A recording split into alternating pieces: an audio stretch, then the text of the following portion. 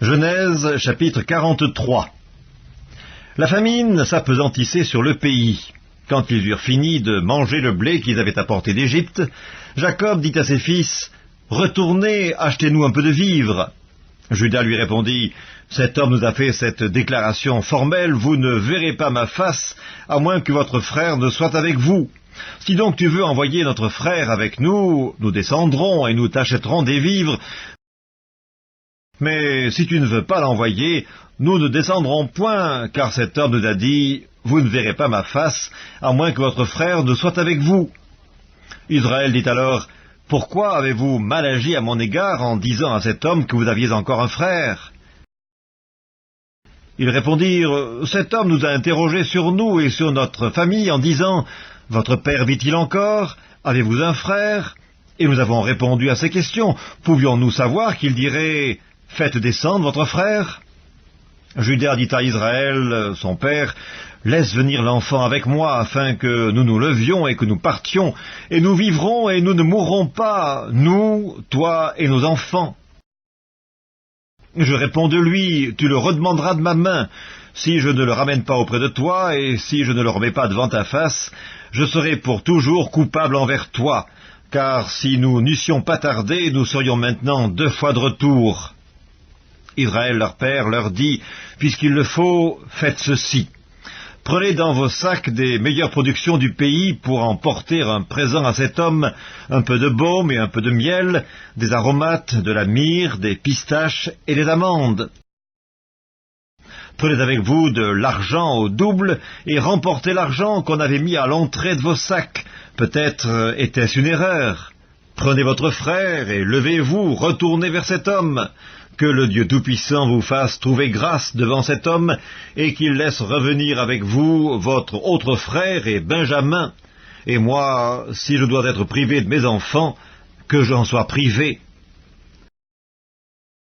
Ils prirent alors le présent, et ils prirent avec eux de l'argent au double, ainsi que Benjamin.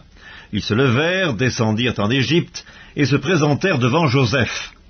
Dès que Joseph vit avec Benjamin, il dit à son intendant, « Fais entrer ces gens dans la maison, tue et apprête, car ces gens mangeront avec moi à midi. » Cet homme fit ce que Joseph avait ordonné, et il conduisit ces gens dans la maison de Joseph.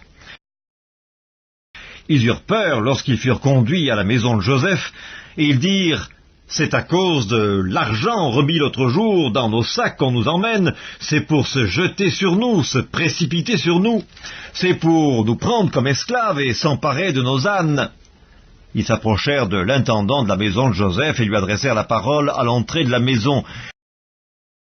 Ils dirent, « Pardon, mon Seigneur, nous sommes déjà descendus une fois pour acheter des vivres, puis quand nous arrivâmes au lieu où nous devions passer la nuit, nous avons ouvert nos sacs, et voici l'argent de chacun était à l'entrée de son sac. Notre argent selon son poids, nous le rapportons avec nous.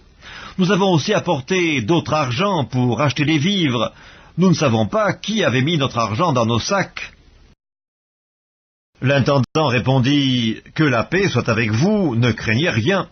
C'est votre Dieu, le Dieu de votre Père, qui vous a donné un trésor dans vos sacs. Votre argent m'est bien parvenu. » Et il leur amena Siméon. Cet homme les fit entrer dans la maison de Joseph. Il leur donna de l'eau, ils se lavèrent les pieds. Il donna aussi du fourrage à leurs ânes.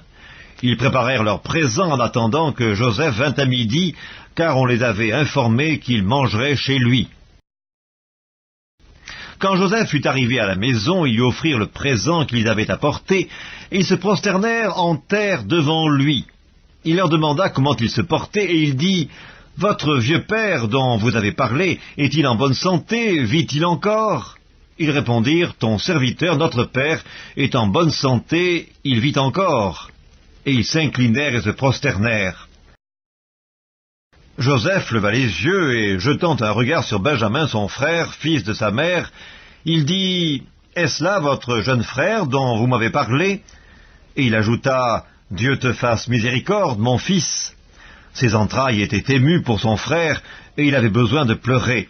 Il entra précipitamment dans une chambre, et il y pleura. Après s'être lavé le visage, il en sortit, et faisant des efforts pour se contenir, il dit, « Servez à manger. » On servit Joseph à part, et ses frères à part. Les Égyptiens qui mangeaient avec lui furent aussi servis à part, car les Égyptiens ne pouvaient pas manger avec les Hébreux, parce que c'est à leurs yeux une abomination. Les frères de Joseph s'assirent en sa présence, le premier-né selon son droit d'aînesse, et le plus jeune selon son âge. Et ils se regardaient les uns les autres avec étonnement. Joseph leur fit porter des mets qui étaient devant lui, et Benjamin en eut 5 fois plus que les autres. Ils burent et s'égayèrent avec lui.